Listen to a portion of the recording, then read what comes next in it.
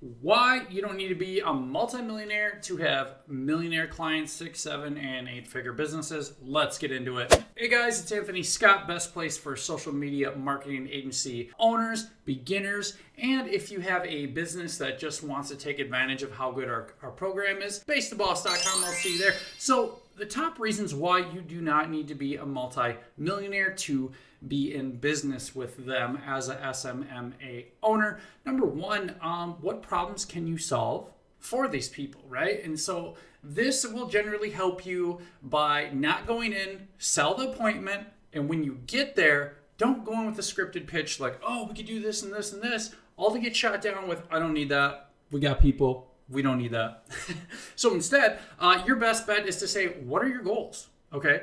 And then based off what they're telling you, you can honestly sell them and you can figure out exactly what they need and if you can do it. Now, of course, we teach you how to service 6, 7, and 8-figure businesses. We teach you everything you need to know with a service so good. That's also why business owners are jumping in here. You can start with, for example, one thing I did is I created a service list and I posted in like Facebook groups in local cities and I said, hey, delete if not allowed, create some really good irresistible offers. And actually people hit me up for that. People hit me up for that all day. And that was just another great strategy to work with some 6, 7-figure bosses right away. Now, if you're thinking, why do I want to work with multimillionaires? So it's this thing called popularity positioning. People just like popular stuff. People don't know what they want till they see it. Let's say if you're advertising or somebody sees your content on social media somewhere and they do some secondary research for themselves, some secondary buyer research, and they land on your profile and they're like, oh man, they've worked with XYZ company. They're a really big company. I like them. They did some good work for my friend, right? Boom. Portfolio building off of 6 and 7 and 8-figure businesses is absolutely worth it. But to have professional boundaries when you do this, this would generally just be like, who are the most popular people in your area business-wise? And then how can you portfolio build as an SMMA beginner, as a social media marketing beginner? You could absolutely reach out to them and be like, hey, I got 3 projects we're offering for absolutely free. And all we need is you to guarantee that you'll share this maybe 2-3 times across social media. Take my company. Great. Okay. Now, of course, you would need to have some social media assets to start, maybe a phone and internet connection. And, this is a great way to build your portfolio starting. And when I first started, I used YouTube. I used YouTube as my portfolio. Okay. I just kind of put some work out there, whether it was video, photography, or anything else like that. And anything else that was like client growth, that was like getting into data leads and stuff like that. I would have on like PDFs that I could just attach in an email in case anybody wanted to see. But generally, I would be showing those more at meetings. So why you want to work with the most popular people in your area is because they all have a following. Okay. So now like let's say the easiest thing to do as an SMMA beginner to build your portfolio with really popular companies would be to offer headshots. Okay. Now, of course, that would require a really nice camera and at a minimal, a ring light. But people like pictures of themselves generally. When I would go and offer team photos or a handful of photos to a company, not only would they share it on the business page, they would tag my company, but then the people would actually share it on LinkedIn or share it on Instagram or share it on Facebook. And it actually helped me from a positioning standpoint. I was able to go and reshare their post to my page. And that helped me when I was going to talk to other clients for paid jobs. Now, I get it. You might think, Anthony, I don't want to work for free. It's bullshit. Well, I totally disagree because having professional boundaries, working with these popular companies looks like this. Okay, 3 for free while you portfolio build. Okay.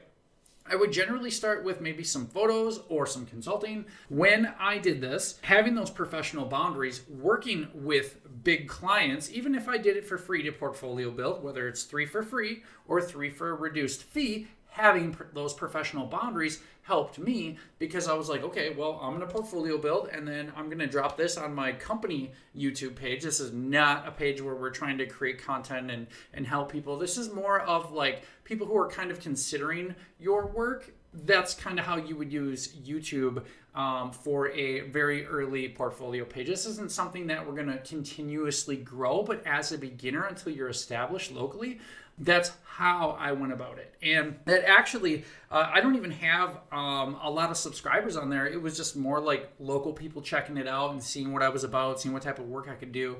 And it would even get me inquiries it would show them something they didn't want to get to an answer or a question that they could ask me, like, hey, do you offer this? It would get me to that next conversation.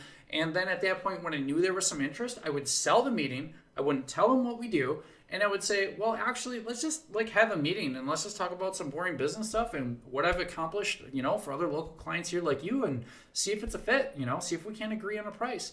And that would close the deal, like seriously, really, really fast, okay? So another reason why you don't need to be a multimillionaire to work with millionaires is because you're solving business people's problems, okay? So if I help you solve a problem, there is a price that is correlated with that. And it's very wise for you to, one, have your professional boundaries, but two, know what you want to sell them. So I see a lot of social media marketing agencies still going out trying to offer like, well, we're niche, we do this, okay? But if you look at their client list, they're only selling X, Y, Z, or only a handful of those services a year. Okay, some of these places are actually losing money. They're having to close their doors, and they're not using stuff like popularity positioning where they're going after the top dog, or they're above working for free. They're above working for a reduced fee, and they want to stick to more of the industry average. Well, I'll tell you what, when you first start, yeah, it is okay to do 3 clients for free to portfolio build with professional boundaries, okay? This has helped me, and it's helped me actually.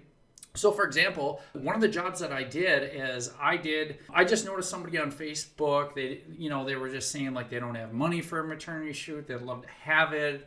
If anybody's willing to help. I responded to that and I said, I would absolutely love this opportunity for you.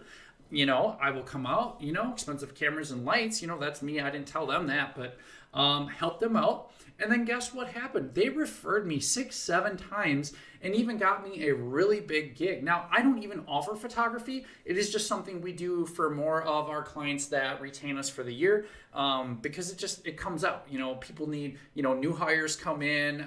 People want to get stuff to print. We really want to get some really good cutouts to make memes and stuff like that for meme marketing. That's a whole other thing. I have a video somewhere in my videos about that. But to really have those professional boundaries, to use YouTube as a portfolio building for your company really helped me in the beginning. And then to reach out to them, like I would be like, well, where do I start? Well, who's popular in your area? Okay, who do you want to help in your area? Who's really involved in the community in your area? Okay, that's how I started. That was able to help me really jumpstart, kick off my agency, and to establish some rapport. So part 2 of this was if I did photos. It wasn't just always photos. I'm just saying that is the very basic skill that I started as a beginner offering, because people like pictures of themselves, okay? And it got me more shares, more takes, whatever. Right. It positioned me really well too. And then it allowed me to use it forever in my marketing forever. Okay. So I said, hey, okay, great. We're going to do this either for free or for a reduced fee. Send me your company logos if you want them branded. Where do you want the brand? It's either, center, left, right, justified. But people love pictures of themselves. So I won with that. And then when I went to deliver the photos, even though I could just email them, I said, hey, the one part of this is because it's free. I just want to deliver them to you in person. And because I wanted to deliver them to you in person, I would send something. I would create like a quick PDF, maybe in Canva, and then I would send it to like a local Office Max, Office Depot, whatever. They have like over 1,100 stores in the US alone. So chances are they have a few in your area. I realized that if I send something to print early in the morning, I could get it before 2 p.m. And then I could go grab like a handful of these print offs, and it was like super cheap. And then I'd get my business cards too, and then just run there and say, hey, I would staple a business card to that, and then say, hey, here's my service list of stuff we can do. But I'll tell you what, since we love working with local clients and staying local, we're willing to work on a price with you. So as you notice, there's no prices on there, but I'll tell you what, if you give us a chance, we won't disappoint. So I would deliver the photos, and then while they're looking at them, if there was revisions, I would do revisions, but I would give them the service list, okay?